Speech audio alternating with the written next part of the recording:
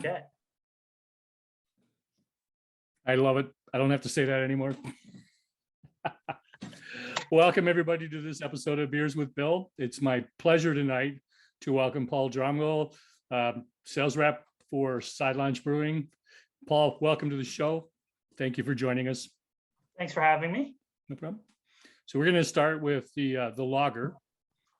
You want to talk to us a little bit about the lager? Yeah. Really, what I love about our Northbound lager, it's just a simple lager. It's not pretending to be anything. It's just supposed to be a light-bodied beer, well balanced, crushable, very few ingredients, but just a properly made lager. It's not trying to be anything else. So it's one of my favorite beers. It's actually probably my go-to beer on any day out of our portfolio.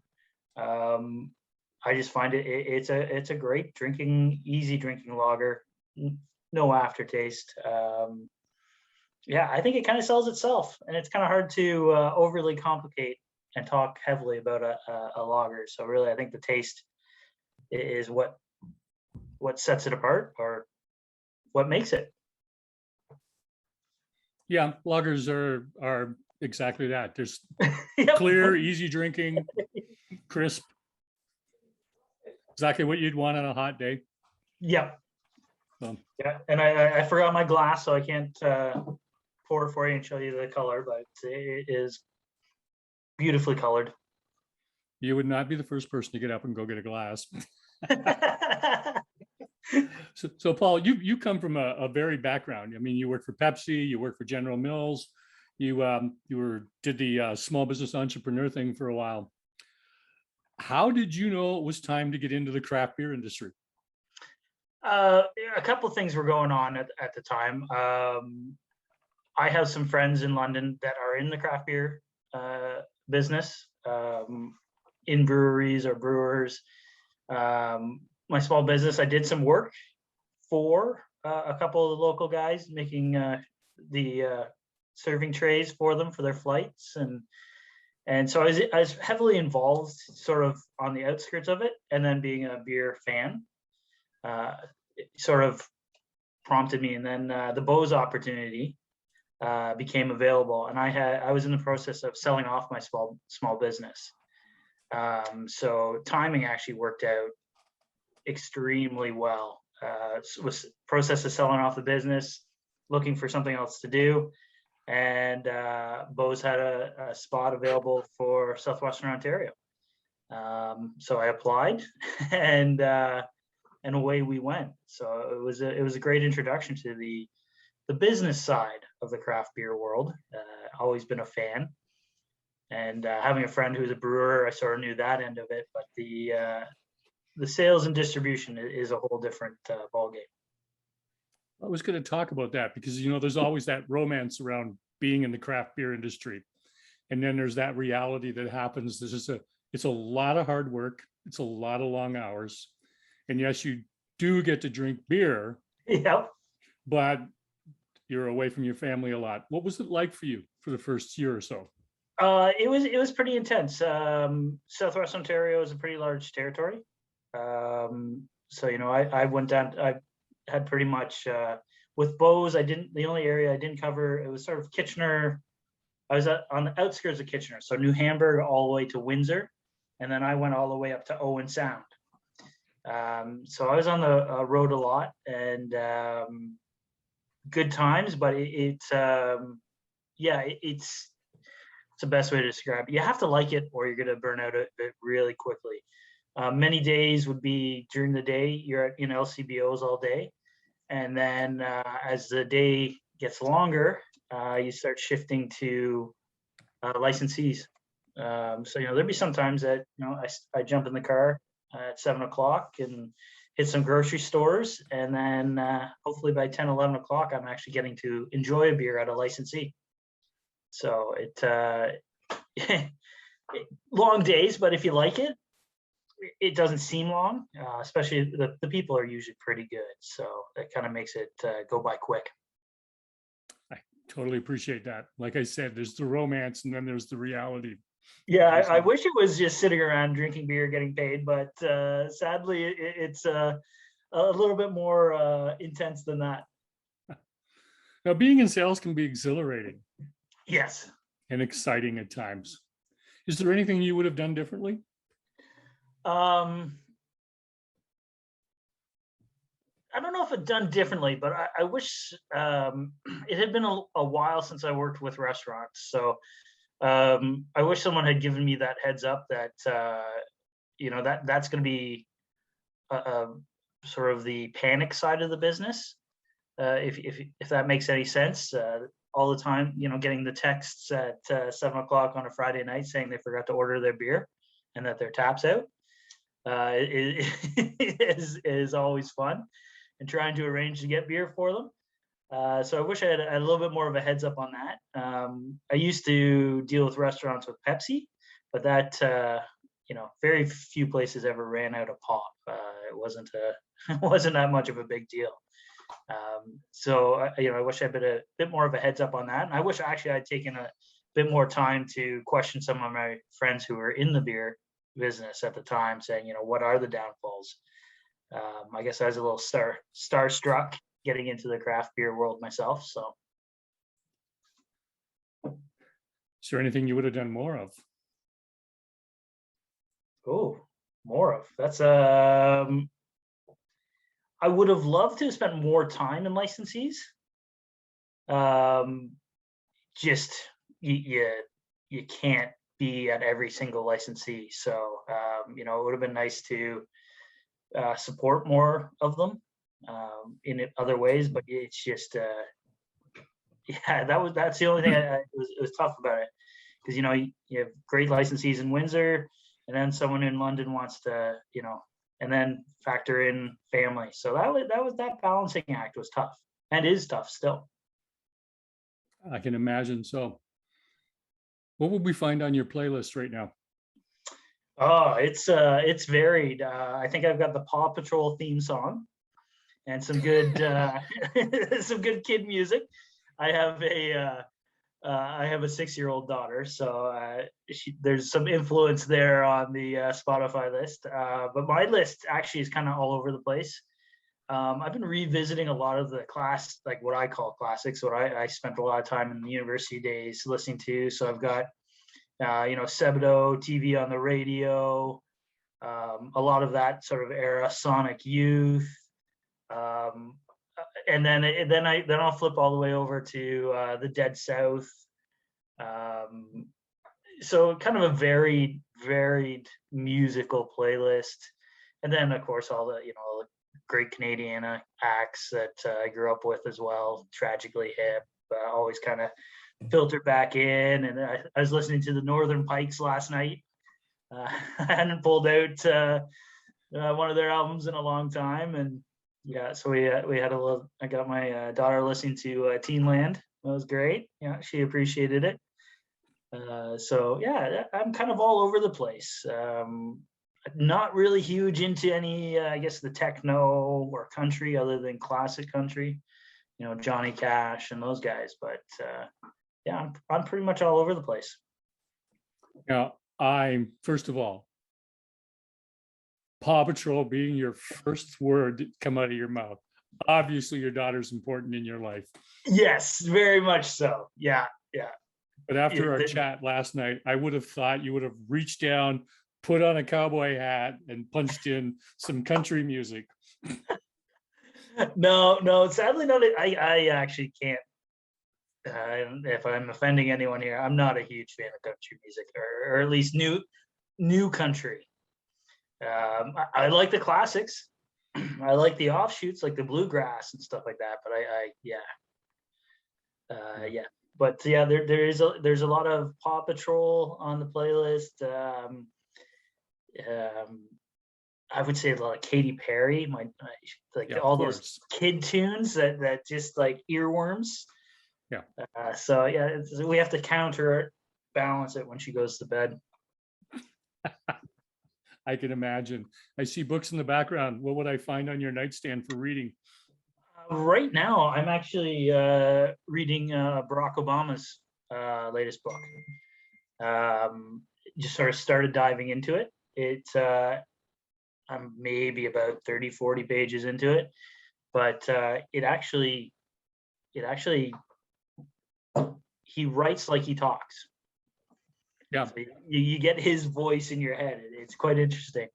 But previous to that, I read Kim Gordon from Sonic Youth, her autobiography, which was that was awesome because of all the people that passed through her life. If anyone's familiar with Sonic Youth and the scene that they kind of grew up in.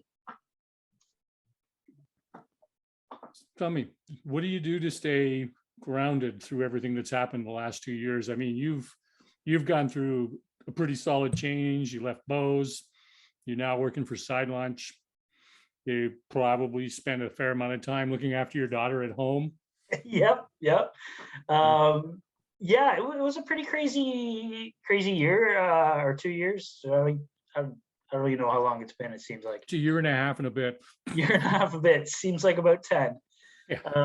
Yeah, to stay grounded, I would say it's my family that kept me grounded. Having so a little bit backstory. I was laid off from Bose during COVID. Worked out pretty well. I got hired back a couple times through COVID and then laid off again. But I got to spend a lot of time with my daughter, which was wonderful and also infuriating with online schooling. Trying to keep a 5-year-old's attention in JK or SK was pretty fun. But yeah, it was her and I. My wife works in the hospital. So yeah, I would say my daughter kept me grounded. You start getting down on yourself, and then you get like a 5-year-old's words of wisdom, like, "Hey, it's sunny out day. It's a wonderful day." It's sort of that super optimistic view on life that kept me going. It was she's pretty awesome. She sounds awesome. Yep, she keeps us in line, that's for sure.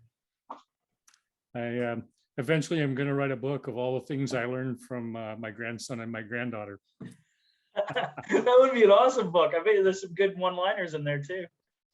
Well, I was always told never to say no to my grandson. I was to couch it in other terms. Yeah. And it is so much fun to watch my granddaughter turn to her mom when she wants her to do something and go, "No." And there's no discussions. No. And dad will say something. She go, "No." So yeah.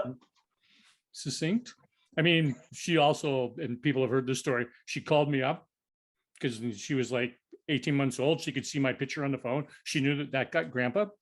And it was, "Hi, grandpa, new bed." And then goodbye. That's pretty awesome. Completely right to the point in the dialogue. She wanted to show me the new bed. She didn't need to talk to me about anything else. So that's great. So kids are great that way. So I can appreciate that. So we're going to talk a little bit about the wheat beer now. Yeah. I actually believe, in talking to one of my former Bose counterparts, you guys had the wheat beer earlier in one of your sessions, possibly. Quite possibly, I don't recall, but that's fine. I think Adam chose the wheat. Yeah. So the wheat. This is newer packaging. This was actually one of the last beers that got our new rebrand, or I don't want to say new rebrand. Got the rebrand. As you see, it doesn't have the old ship on it anymore. Yep. It is our OG beer. It is what Side Launch started on. It is hard. It's sad to say. It's sometimes a beer we forget about, and then we return to it. It's just a classic wheat beer. It has actually won awards throughout the world when we used to send stuff off to the awards. And it ranks, last time I haven't checked in the last, but on Ranked and Untapped, it's in the top 10 for wheat beers, competing with a lot of the Europeans. And so it's just our classic, you get that classic aroma to it, the clove, the hint of banana. So it is just a phenomenal, true representation of a wheat beer. and easy drinking again. You know, it's a little interesting. To me, it's a beer we can drink year round, but traditionally people sort of stick with it in the summer. But it is definitely a year-round beer, in my opinion. I'm not a big fan of sectioning most beers off to, summer or winter. Yeah. I'm that guy who drinks a porter in the middle of the winter, or middle of the summer. So yeah, it's a delicious beer. Don't really know what else to say. It is our flagship. It's what built Side Launch. Yeah. They did tweak it. My understanding, tweaked it about 2 years into Side Launch, and that's when it sort of started really taking off. That's normal in any craft brewer. As you understand your water, as you understand the equipment, you start playing with the recipe to make it the way you want it to come out. Yeah. Just minor tweaks. I think they just kind of changed some of the ratios a little bit, and then that's when it started really taking off in people's books. So when we booked the show together, I told you that I wasn't concerned if you didn't have answers to things because you're new. But do you know who does the artwork for Side Launch? So yes and no. There's a bit of a group think on it. So we have, if you notice, all of our cans are there's a similarity in all of them, but then all the colors are very, very different. And there's always a bold color as the background. So what they've done is they've actually gone through and picked out like the hot colors of years. Yeah. So they're doing that. Like that comes out of, I think they get the color wheel out of France from like all the big fashion houses and stuff like that. And then we actually have in-house marketing manager, and she starts sort of playing with ideas, and then they take it to a graphic designer from there. It's the same graphic, I can't remember his name, but it's the same graphic designer who did pretty much all the rebrand. Yeah. So we go in with a general concept, and then 4 or 5 different versions will come out, and then if we're lucky, usually the end result is sort of a group pick. Like, I think this is the one that's going to work the best. And the brewers are involved in it as well. Dave Sands is our head brewer, and he has a very, obviously very strong voice to everything. Yeah, I can understand that. And he's been with them a long time. Very long time, yeah. Yeah, so, and the last person you want annoyed and upset with you is your brewer. Definitely don't want to upset him. So what's your favorite style of beer to drink? I'm actually still in that sour phase. That's kind of my go-to spot. It's now I'm all over. I'm not a massive fan of the fruited sours. I like, I'm like more of the Berliner Weiss and that sort of end, maybe with a little bit of a hint of a fruit. I don't like the slushy. I'm not a huge fan of like slushy beers. I appreciate what they are and some of the slushy sours, but I like more of the traditional Berliner Weiss and that end of the sour spectrum. But as long as it's cold, I will usually drink it, whatever it is. So there's no beer I would actually turn away. Okay. Have you done any brewing on your own? I have helped out brewing. Okay. I have never brewed beer on my own. I know the process quite well. I've been in the backs of the breweries, and I don't think I ever truthfully want to be a brewer. When they empty those tanks and clean out the grains and the spent grains and they're scrubbing on the inside, it's not too much fun. In one of my past businesses, actually, I did a cold brew company. So I use actually a lot of home brewing equipment to cold brew coffee. So I'm pretty familiar with that, and I've played around with distilling and stuff like that as well too. So I'm pretty familiar with the backhand, but I have never been a brewer. I've been a brewer's assistant for about 3 days, and that was good enough. taught you that you didn't want to do that end of the business.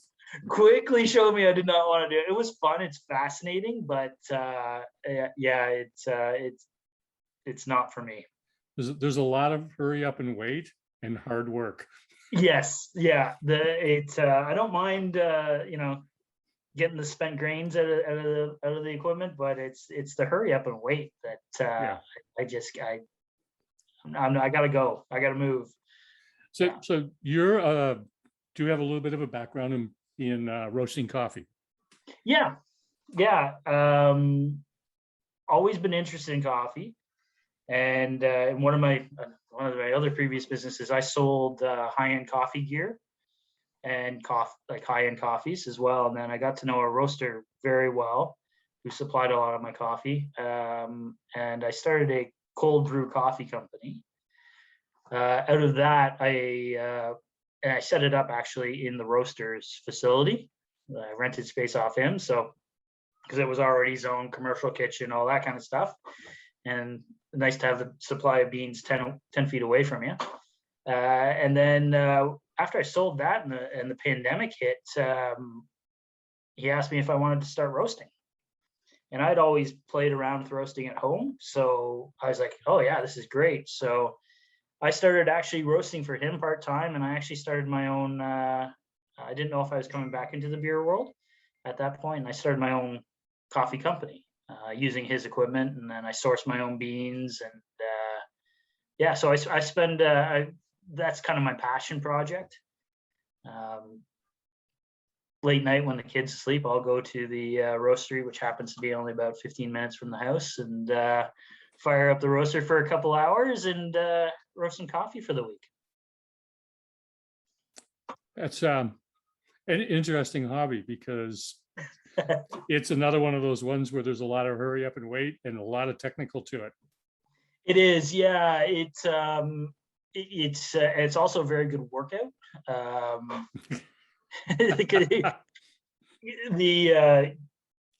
It's a very manual roaster that we use, so it's not hooked up to a laptop or anything like that. So no, you got the hard work. Oh yeah, it's the hard work. So you're sitting there with a stopwatch, watching your heat and your temperature, and so you're pretty engaged in it. But I once figured out to roast 100 pounds of coffee, you've actually lifted it 3 times, from filling the green beans to dumping it and then to emptying it. So for 100 pounds, you're actually lifting 300 pounds.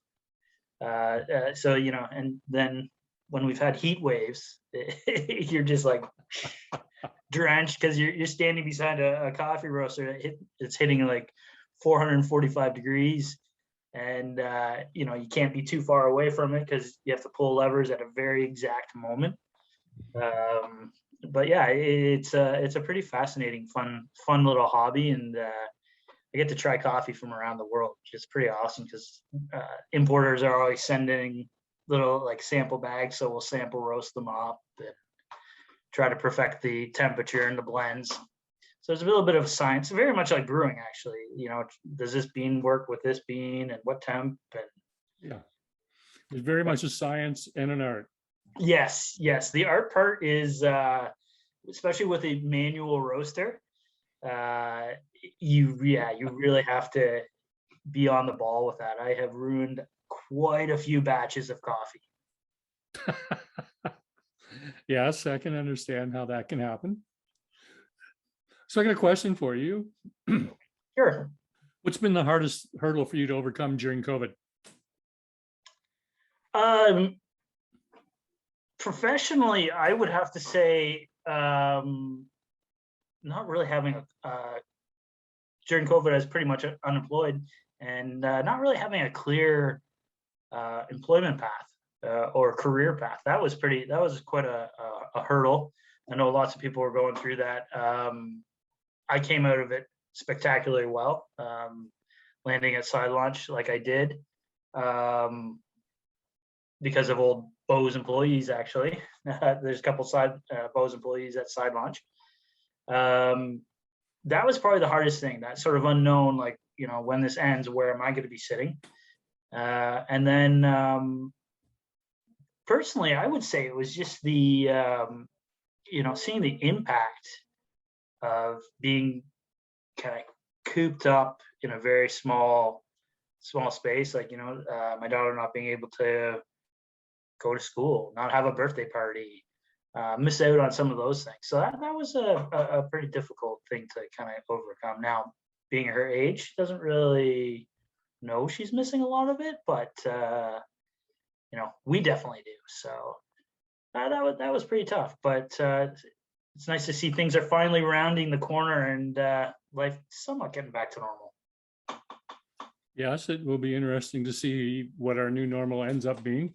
Yes, very. Yeah, that's going to be yeah. What do you think has been the best change because of COVID? I think there's actually been a bit of a shift that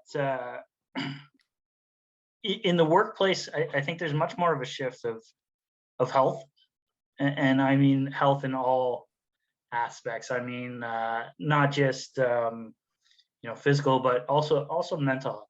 I think good employers are taking note of that, and it's pretty. Let's hope that trend continues. That there's some compassion still out there. That's been pretty awesome. And then for myself, I think it's a realization that to be happy, you really don't need a whole lot. We don't have to be running around 6 days a week to everything. We're very lucky in where we live. We made some great friends over COVID. Just around the corner, there's another girl around my daughter's age, and we've become very fast and close friends. So I would actually also say that like our friend and social circle has become tighter and even more important. A lot of the people on the fringe who maybe you made a little bit of time for, or those people who are maybe a little bit negative in your life. For us, they're just not there anymore, which is horrible to say. You just kind of need to let go of some of those people, and it's been interesting. It just has made life kind of nice, and a lot of those distractions are gone. So that's my long-winded answer of that. Long-winded answers are just fine.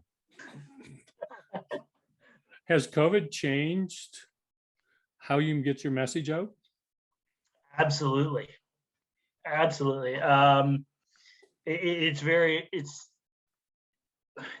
interesting now. So when I started back working with Side Launch, we weren't allowed to go into LCBOs. So we had to phone or email. So you really had to have a succinct pitch, clear. Yeah. Read someone over the phone. Like, are they in a good mood? Are they in a bad mood? They just want you to get the heck off the phone. And trying to convey that message. And then in the beer world, placement is key for good sales. So, it's kind of hard to, get a good spot when you haven't maybe not ever been in their LCBO, or they have no idea who you are. So it's really changed that kind of pitch. You'd really have to, when you're selling their product, you have to get that sort of agreement, like, hey, yeah, let's put us on a good spot. Don't bury us down on the bottom shelf in the back corner. So it's changed that. And then even with an email too, a lot of stores wouldn't even allow you to call them. They're like, oh, send an email, which was their way of kind of filtering you out. So you really had to have a powerful, like, attention of headline, or they, and then you multiply that by 150, 200 breweries that you're trying to get into each LCBO. It was very interesting. Some people love the phone, and there's some stores that said, hey, you can just call me, don't ever bother coming in. And some people just hated getting phone calls. So it was very interesting that way. Now that we're allowed back in LCBOs, I like it a lot more.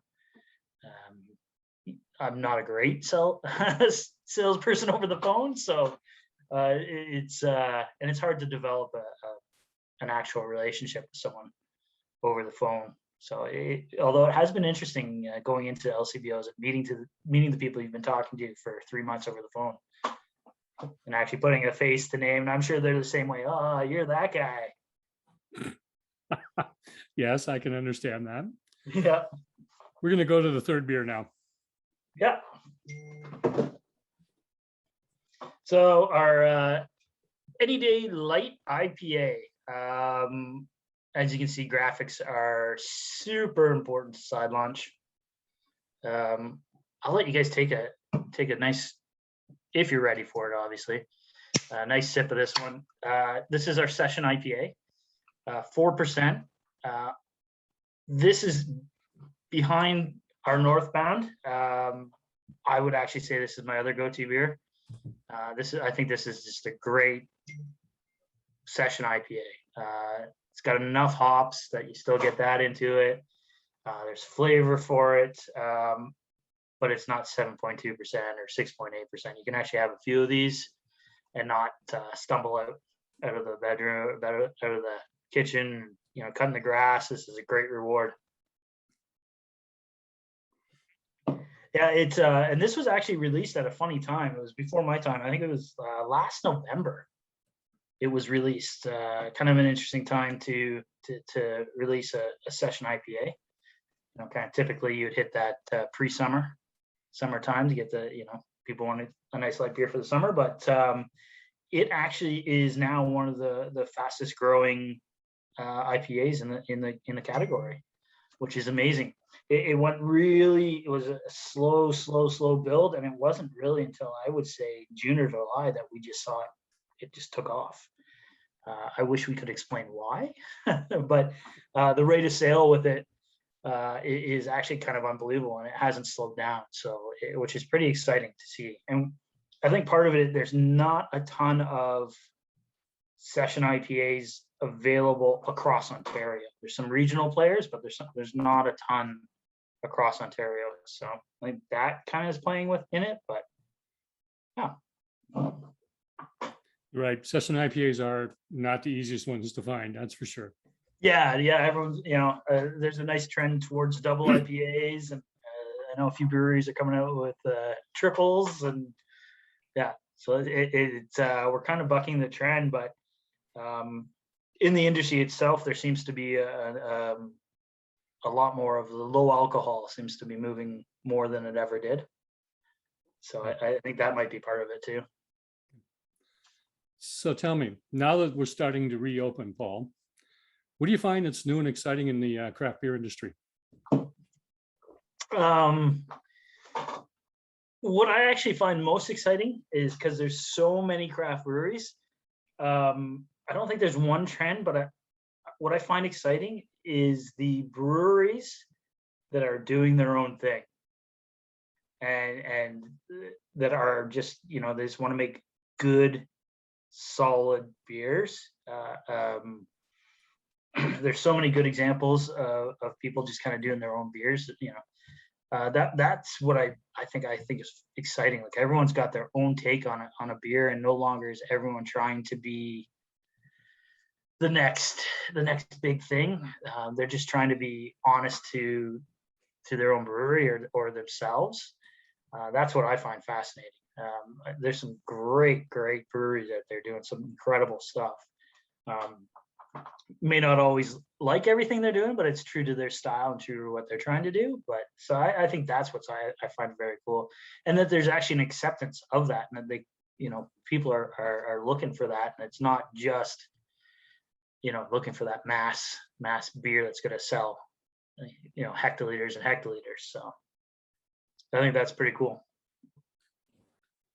So can you give us a little bit of a hint of what's happening next at Side Launch? Yeah, it's so we actually have a sales meeting on Thursday, so we'll find out more for 2022. But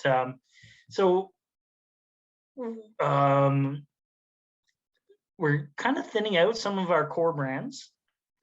So you see some discontinued. So if there's any hibiscus fans out there, hibiscus sour, you're probably going to see that disappear in November. That's been a mainstay at Side Launch for quite 2.5, almost 3 years. So that's going to be going down. We do have a coffee lager coming out later this week. And what we've done is we've got our core brands with our Northbound, our wheat, Any Day's part of it, beers, and we're going to do seasonals 3 to 4 times a year. And the way that we've been seeing what sort of works for us is the brewery has a small pilot system, and so they're brewing brewery only beers in small batches, selling them through the tap room to sort of tweak the recipes and get some good feedback direct from the consumers instead of us just saying, yeah, we want this.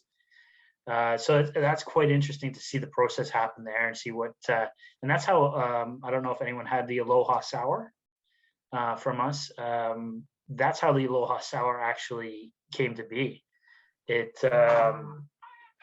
was through the pilot system through the thing, and it sold like crazy. It was a polarizing beer. It's you either loved or hated it, which can be good and bad. So that's sort of where our direction is going right now. We're playing things obviously pretty tight. We don't want to get too crazy because we really don't know what's going to happen in the next 2 to 3 months. So it's a very conservative approach.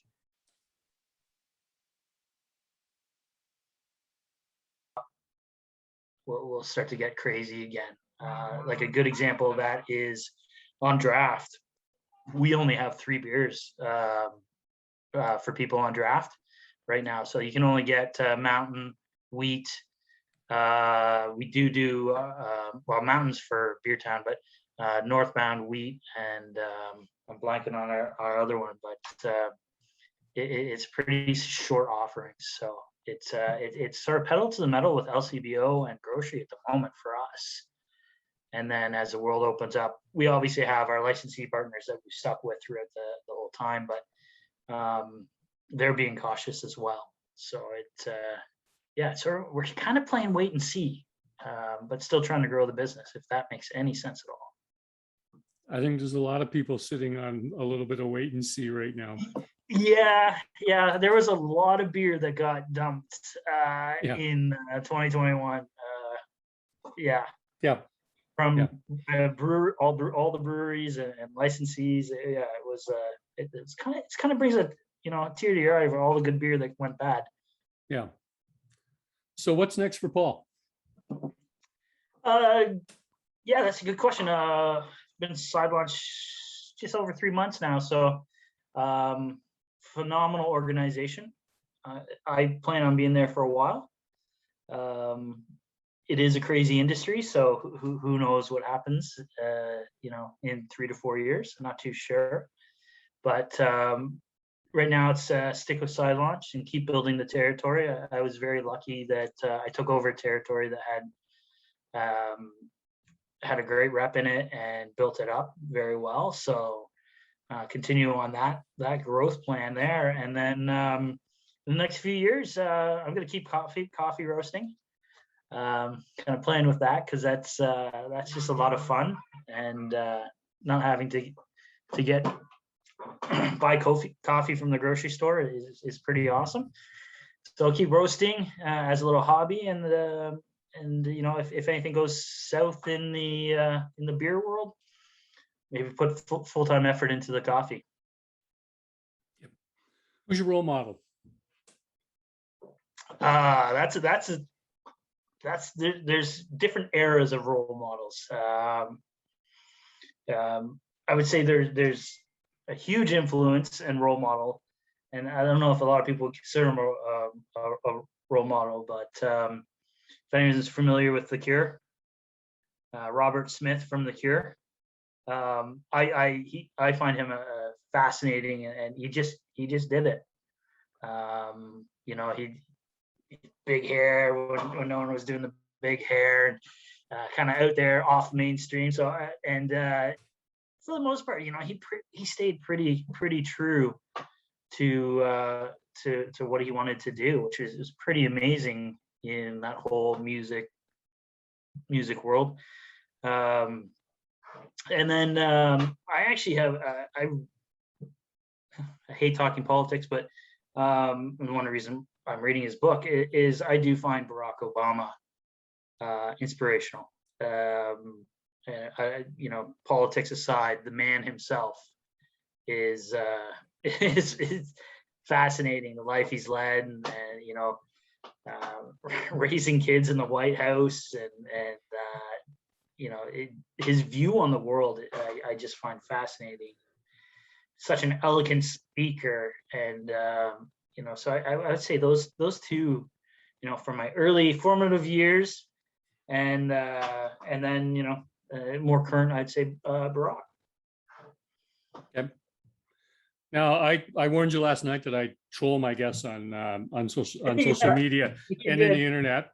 Gary Vaynerchuk from VaynerMedia is someone that you have a fascination with. Can you enlighten us on that? Like, I'm impressed with what they do, but can you enlighten us on it? Yeah. So VaynerMedia, or Gary V, if anyone's not familiar with him, I find him as a fascinating individual. How I first came across him was merchandising. There's a story about him merchandising, how he re-merchandised when he took over his dad's liquor store, re-merchandise it, and traffic. I find flow in retail fascinating, like how shoppers shop, and how he started out and how he changed the store around and drew people into the back of the store. And what I found very fascinating about that first article was that he just shared it with everyone. He wasn't hiding anything. He wasn't like, oh, that's a trade secret. He was just very open. This is what I did. This is why I did it. And then so from there, I went more and more into him. And I just find his view on life and business is very fascinating. He's running a multi-million, probably billion-dollar business now. They're into like NFTs, and they're producing commercials for Pepsi. And then like on a Saturday, he'll go garage sale hopping. And he still does that, because that's how he used to support himself when he was, he'll go find something for $10, and he's like, this is worth 100. And he goes and, I'm going to sell it for 100. I'm going to get $100, and, go flip it for $100. And, he doesn't have to, but he likes doing it. And I just find he's pretty inspirational too about how he runs his business. He expects a lot out of his employees, but he doesn't expect to drive them into the ground. People are always asking him how he hires and stuff like that, and I find his responses are just an interesting way to look on it. And I'd love to see more corporations take his view. I think there'd be a happier workforce out there. He's just a fascinating guy, and he's always on to the next thing. And he's very open about it. And he's like, hey, what worked for me is not going to work for you. And I don't expect it to, but here's what I did. And just a very, very open individual to his success and his failures. He's pretty open with his failures. He is, that's for sure. Yeah. He's an intriguing character. I don't know where he gets the energy. Like, there are people who are just like that. Yeah, I just was watching something with him on. He's like, I don't expect my employees to work as much as I do. He goes, I work 19 hours a day. Yeah. And he goes, that's what I do. That's what I like. I don't have any hobbies. Yeah. And if anyone else has ever watched him, he's got this thing. His whole goal in life is to buy the New York Jets. And so that's what he's working towards, and he's open about it. And it all stems from when he was a poor immigrant and couldn't afford a $20 Jets jersey. Yeah. So now he wants to own them. And he just might end up doing that. I think he will. He's going to end up at least having part of the stake. And it's pretty fascinating. So let's talk about the last beer. Ah, yes, our last beer. So this is Fifth Coast, our hazy IPA. We didn't have anything in the full-on IPA. So this is actually just a seasonal beer. It's going to be around it just started hitting the store shelves last week, and some stores are still just bringing it in. It is a full-on IPA. If you're wondering about Fifth Coast, where the name comes from, that is what the Collingwood locals call the coastline, the Fifth Coast. If you can see on the can too, I think they put, there's a surfboard. People are kind of wondering, like, why is there a surfboard on that? And on Any Day IPA, you'll see that same surfboard. There is actually a huge surf culture that go out in the extremely horrible weather, because that's the only time the waves are good. So you'll see them actually when the hurricanes start hitting down south and the waves get turned up here. They are actually out surfing the Fifth Coast. So that's where it kind of comes from. Dave went full on with the hops on this one. There really wasn't, he got to essentially play with whatever he wanted. So, he likes to call it an East meets West. He's taking a lot of influences from everywhere. But when you get to taste it, I think it kind of speaks for itself. It's a true hazy IPA. That's the sales pitch. I can get into all the hops and there's like 4 different hop varieties that he's thrown in there. So you got your traditional ones, but I think he actually dry hopped a little bit of it too. But I didn't tell you that. That would be a normal process on something like that. Yeah, he did. He wet hopped it and dry hopped it. He did. I'm just pulling up what he sent me on this one. So I asked him what his process, if anyone wanted to get technical on it. So 1 second here, and I'll give you the. He wouldn't tell me everything because trade secret. Yeah. Let's pull it up real quick. So he has used Citra, Mosaic, Eldorado, and Idaho 7 hops. And then there's some other ones he threw in there that he told me not to say anything about. So when I tried it, I thought that he used a Zika in it because it's got just a slight back end. Yeah, I know you can't tell me. It's got a slight back end tobacco tone to it, and that is classic for that. And you got to dry hop it to get it. So yeah, you can't get it any other way. He had fun with this one. Well, that's great. I mean, that's what it should be when you're making a beer. Yeah. He was happy. I know he tweaked it. So this is actually the 3rd time I've tried this beer. Yeah. And the 3rd time in this current form. I've tried it. They sent it as samples at first before it was like test batches and stuff like that. And it's been fascinating to see the progression of it. I can imagine. Yeah. So what's your favorite craft beer bar or restaurant in London? I would say there's 2. Okay. The first one is probably many people may have even heard about it because I think it's been mentioned on forums and stuff like that. Miloš. Yeah. Yeah. Beer Lab. Yeah. You can't come to London if you and not go to Beer Lab and Miloš. Yeah. The guys at Beer Lab are phenomenal, and Miloš has everything. Yeah. They're just side by side. Come on. Side by side, right? And they also work in tandem, which is pretty cool. Yeah. Yeah. The Beer Lab guys have actually worked at one point at Miloš's, and they use their kitchen. I mean, the Beer Lab uses their kitchen and stuff like that for if you want to order some treats while you're having a few pops. And then I'm a big fan of the Morrissey House. Numerous reasons why. He does, I know the owner when I was at university. He was the bar manager up at the university our bar there, and he had the best Brit pop night Yeah. Phenomenal Brit pop night. So I knew Mark from my Pepsi days and all that kind of stuff too. He doesn't have the widest selection, but what he does have, he personally really likes that, and it's almost for that place. It's the ambiance, it's the vibe, it's everything that's there. So those are two that I would pick. What's the best advice you've ever been given? I was thinking about that a lot.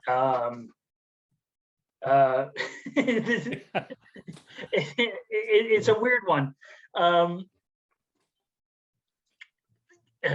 So I had Pepsi was a true corporate entity. If anyone who's worked in like those kind of corporate individuals, and I had a mentor there, and he said, "Paul, get out."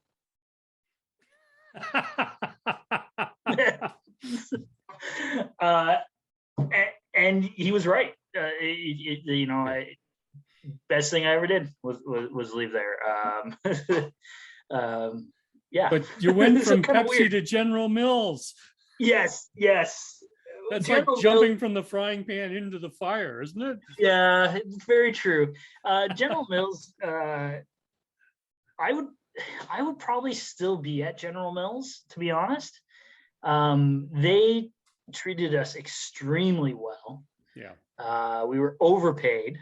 We had a company car, those ridiculous national sales meeting trips. Like it was just, it was crazy. And actually that was probably why I'm not there, because they cleaned out the sales team.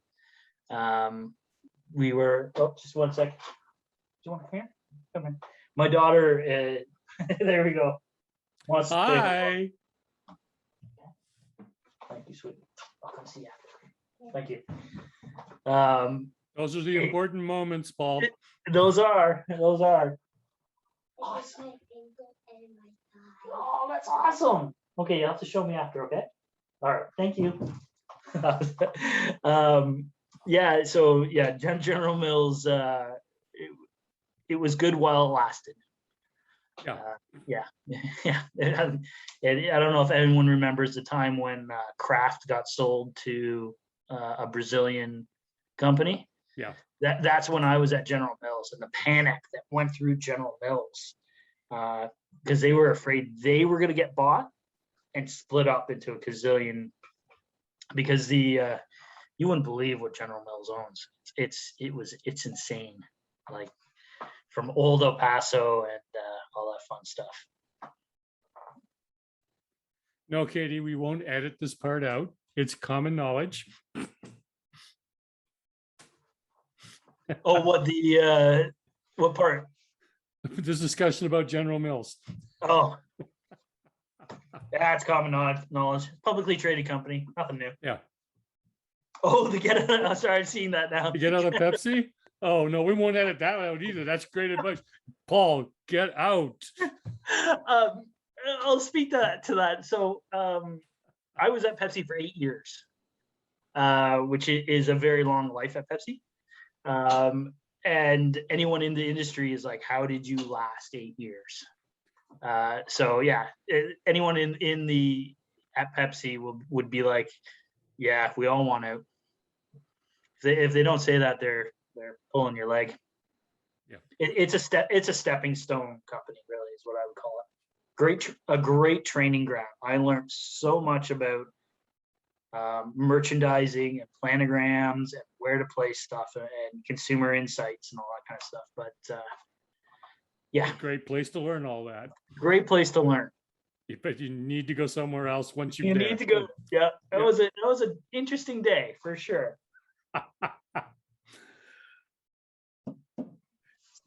I asked you last night, think about it. If you could spend a day brewing with or talking about the beer industry, any one person in the world, who would it be? I thought about that a lot. Well, we could say Keith. I mean, he joined us tonight. Is Keith on here? I wasn't looking. Oh, where are you, Keith? Oh, you are here. Ah. I'm here. Uh, so I'd spend the day with Keith. Oh, that's awesome. Yeah. Yeah, one of the people where I'd love to, if I could go back in time a little bit, is you know, Labatt's. And I know that's a weird answer, craft beer, but I'm talking Labatt's when there was Prohibition and they were selling beer to the States and it was the Wild West and you had the actual Labatt family and then, some sort of shady characters involved in the business. And I read some phenomenal books about the history of Labatt's. Just one second. What's up, City? My daughter's coming back in. Okay. Thank you. I'll be there in a few minutes. Okay, all right. Thank you. Okay. You want to join us for a bit? Because it's way past your bedtime. So it's way past someone's bedtime. But we'll join for a bit here if you guys don't mind. Yeah, I find that whole era of Labatt's phenomenal, and they don't speak about it. And I just noticed someone's Sleeman uses marketing. They absolutely do, but Labatt's made their fortune out of that era. Yes, they did. So they were the brewery was on the brink of bankruptcy numerous times. So I find that to talk. I'd love to go brew with the brewmaster at that time and talk to the Labatt family, and I'll have to find that book for you. It was sorry, I shouldn't do that to you, Bill. Sorry, I'm seeing the thing. No, Paul, that's perfectly okay. The book was written by a professor up at UWO, and it was my wife gave it to me, and I'll have to. I'll send it to you, the name of the actual book and everything, Bill. And you can send it to me, and I'll make sure Katie gets it.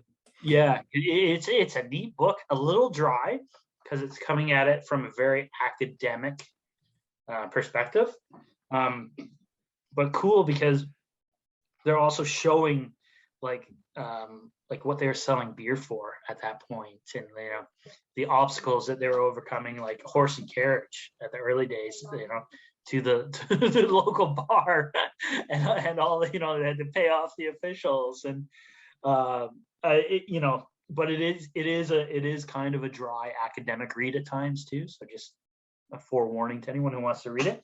But it's a great. I really enjoyed the book, and it's also London history. So yeah. Well, Paul, I want to thank you for sharing this gift of time with us and the stories that you've told. We all appreciate it. Thank you for joining us this evening. Well, thank you very much for having me. This was fun. Yeah, I hope you guys enjoyed the beer. Yeah, it's supposed to be fun. Remind everybody, next week, Troy Baxter, Badlands, is going to join us.